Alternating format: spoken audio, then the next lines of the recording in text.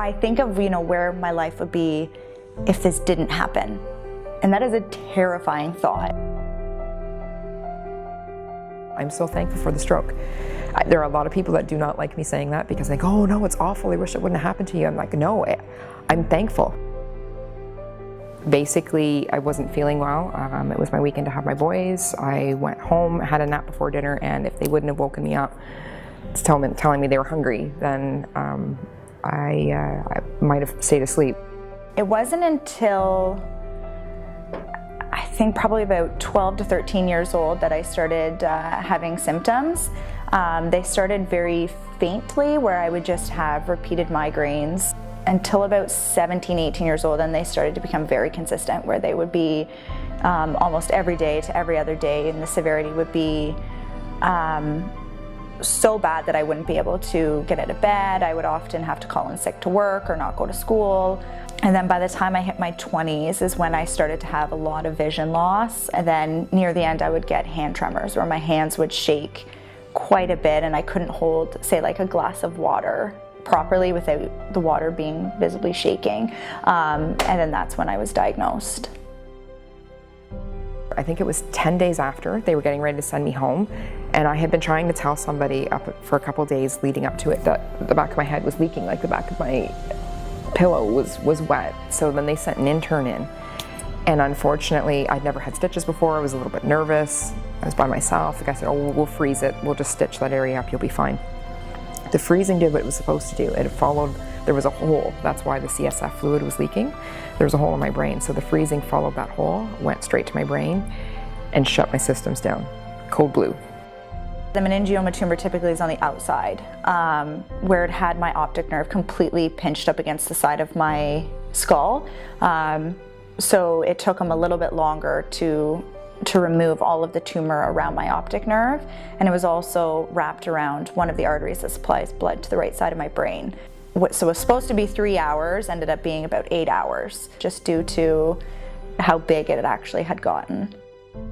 And the next memory I have is waking up in the ICU, but I kept having leaking. And they took me in and out. The one time they brought me in to the emergency room, and I was there for almost 12 hours before they realized what had happened, that there was too much pressure, and they wanted to put, they were scheduling me for surgery. I was definitely a very different person than I was pre-surgery. So I drank a lot, which is definitely not something I'm proud of. I would smoke like a pack of cigarettes a day. I was very overweight, and I was on antidepressants, and I had anxiety, and I dropped out of college because I couldn't focus to be there. And I just kind of went through the daily routine of just doing the same things. And now I'm the complete opposite of that, where, like, physical activity is one of like the biggest parts, and going back to school is huge for me, and it's definitely just a completely different feel. It's been a difficult journey as far as learning my own limitations, what I can do and what I can't do, as well of getting over this huge fear of, oh, I don't want people to know about it because I don't want people to treat me different. People are either extremely supportive or they fell off the map and they're completely gone. And I don't know why, if perhaps they couldn't deal with it. I had an really negative experience where I'm 39 now, so when I had the stroke I was 36. This happened when I was 37. A group of people that I thought were my friends, they fell out of my life completely. To the extent that they shunned me, I felt like I was in high school. It was very juvenile. And for me, it was heartbreaking. I thought these people were my friends. They were a support right after the stroke. They were happy to see me. We had games nights. We played sports together with volleyball and stuff like that. And then all of a sudden to hear that they did something completely different behind my back, it was crushing. I don't know how to explain it any different. A lot of friends come and go, and it's really hard to figure out who you want to be friends with when you don't even really know who you are yet. If you've had to have surgery, often, not always, but often, your personalities change. either the parts of your brain that help control certain personality traits you had or certain ways that you reacted to the world aren't there anymore. Or there are things that used to inhibit you from doing things that aren't there anymore. So now you're more outgoing, whereas before you were a lot more shy and introverted. And so then what happens is the struggle of, wow, like other people are saying, you used to be like this, and how come you're not like that anymore? Snap out of it. You fall in love with someone because of who they are, because of their personality traits, not just how they look on the outside. And so it's like Invasion of the Body Snatchers. You've got somebody who looks the same, they've got the same haircut, they've got the same smile, they've got the same mannerisms, but they're not reacting to you the same way they used to. You don't know who you used to be. So I know the moment that it really hit me was, waking up one morning and looking next to, to somebody that I had been with for many years, and really not knowing who they were and not knowing, why I was where I was. And it took a lot to figure it out and move forward and take such a negative experience and try and, see the positive from it. Now I finally feel like the person that I always wanted to be. I don't worry about things that I can't control anymore. My filter is largely gone.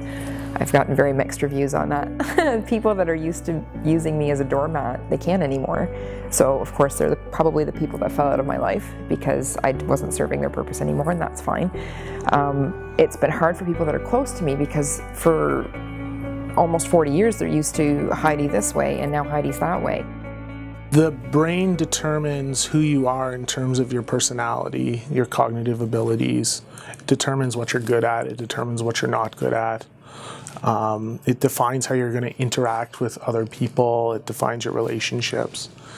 It defines your mood. And so when there's an injury to an area that's critical in any one of those functions that we, associate with being ourself or our person, then it can change the course for that individual. And so they can be very different after such an injury. We've had a few other people who've had sort of corresponding transformations.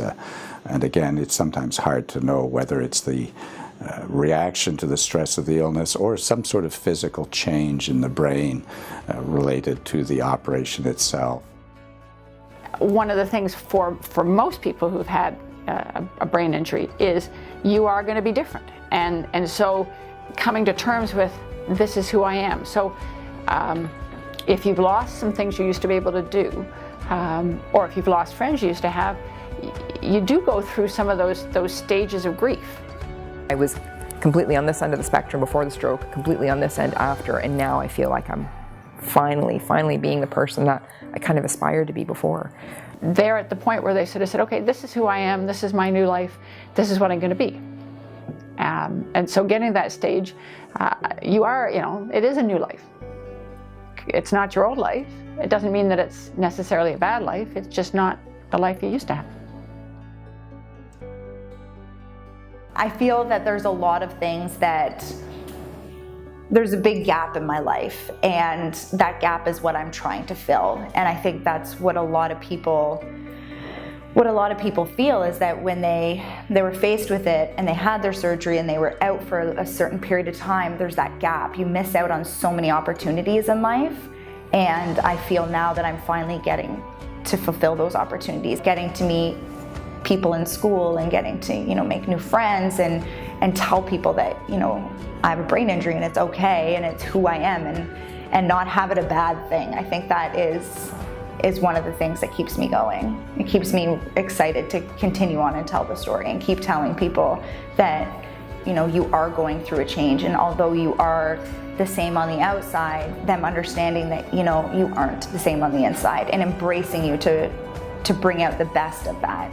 If I work hard at it, and that I can be who I want to be. And it's odd, because if it wasn't for having the brain tumor, I don't think I would be able to be who I am today.